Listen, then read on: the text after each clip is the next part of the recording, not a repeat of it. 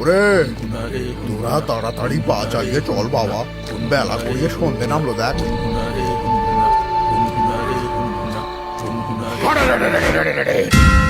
অনেক পা আগে এলেই মৃত্যু নিশ্চিত।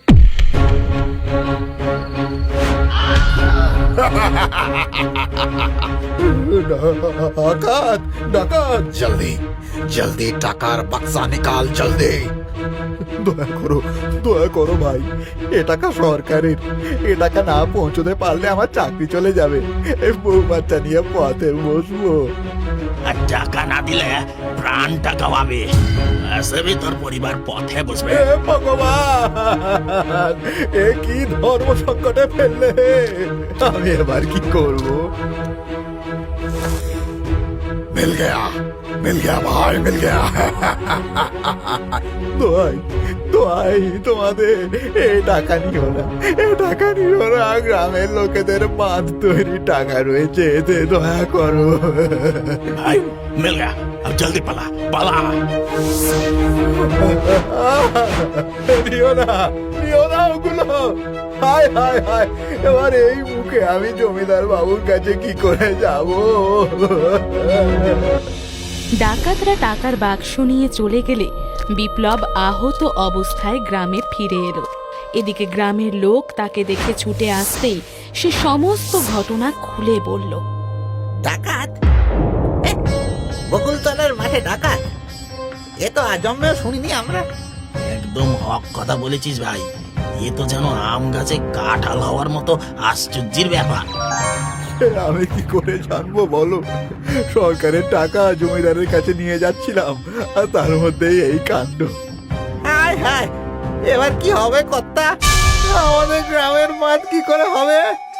পোড়া কপাল আমাদের। এতদিন পরে ভেবেছিলাম দুঃখ বুঝি ঘুচলো, এবার আর বন্যায় সর্বস্ব হারাতে হবে না, কিন্তু সব শেষ হয়ে গেল গো। বাত্য মায়ের ভোগে গেল, আর তার উপরে আমার এই অবস্থা। না না না, এভাবে চলতে পারে না। আমি বরং জমিদার বাবুর কাছে গিয়ে আর্জি জানাই, উনি নিশ্চয়ই একটা ব্যবস্থা করবেন।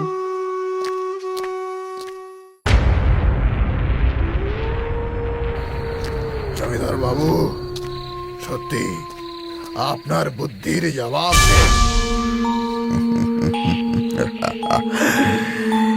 এই অখিলেশ মুখুজ্জে কি কাঁচা নাকি? বাঁধ হবে। এবার বোঝ। জমিদার বাবু, ওই সরকারি বাবু আবার কিছু সমঝে যায়নি তো? ছাই বুঝবে, সরকারের টাকা, ওর কি দায়? অনেক ভেবে এই ফন্দি করেছি আমি।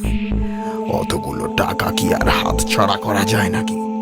ও গ্রামের আদমিরা ভাববে ডাকাত দল টাকা চুরি করেছে, এদের টাকা আপনার কাছে থাকবে লাজবাব। একদমই তাই।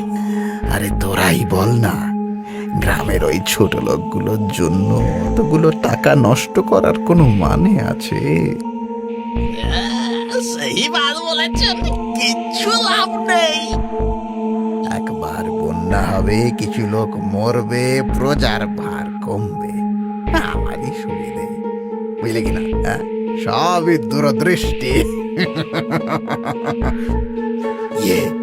জমিদার বাবু, আমাদের ভাগের টাকাটা পাবি, সব পাবি। এই অখিলেশ মুখুজ্জে যখন কথা দিয়েছে, সব পাবি।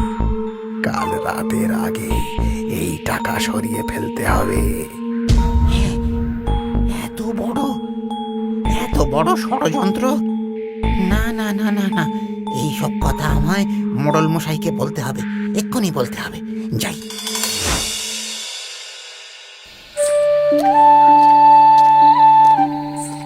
গিন্নি, ও গিন্নি, তাড়াতাড়ি এক ঘটি জল দাও না গো, তেষ্টা ছাতি ফেটে গেল। এই নাও গো, কুঁজো থেকে ঠান্ডা জল এনেছি।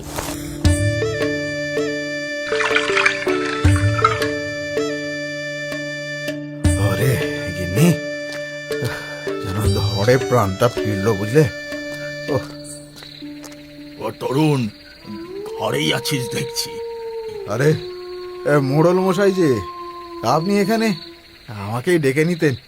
কই গো, বসার জায়গা দাও। আগে হ্যাঁ হ্যাঁ। আহা, ব্যস্ত হতে হবে না, আমি বসার জন্য আসিনি তরুণ, এসেছি জরুরি কাজে। কি জরুরি কাজ কর্তা, হুকুম করুন। তরুণ, তোকে একটা চুরি করতে হবে। কর্তা, এ কি বলছেন? দেখ তরুণ, গ্রামের সকলেই কম বেশি জানে যে তোর মতো সাফাইয়ের সাথে চুরি কেউই করতে পারে না। আর আর তুই কখনো ধরাও পড়িসনি। আমায় মাফ করবেন কর্তা, আমি চুরি করা ছেড়ে দিয়েছি। হ্যাঁ কর্তা। আমি সে কথাও জানি, কিন্তু এই শেষবার তোকে চুরিটা করতেই হবে, নিজের জন্য নয়, গ্রামের লোকেদের জন্য রে। কি বলছেন কি কর্তা? তার মানে?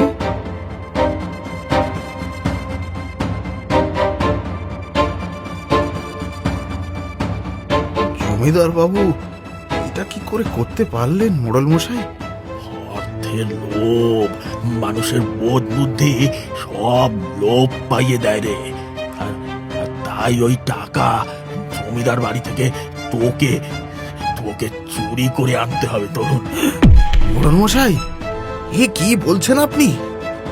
একদম ঠিক বলেছি তরুণ, আজ রাতের মধ্যেই এই কাজ সেরে ফেলতে হবে, নইলে জমিদার বাবু ওই টাকা সরিয়ে ফেলবেন। কিন্তু কিন্তু জমিদার বাড়িতে তো অনেক পাহারা থাকে, আমি কি পারবো? পারতে তোকে হবেই তরুণ, এই গ্রামের লোকেদের জন্য, তাদের ভবিষ্যতের জন্য। ঠিক আছে, আমি যাব মোড়ল মশাই, আজকে রাতেই আমি জমিদার বাড়িতে চুরি করব।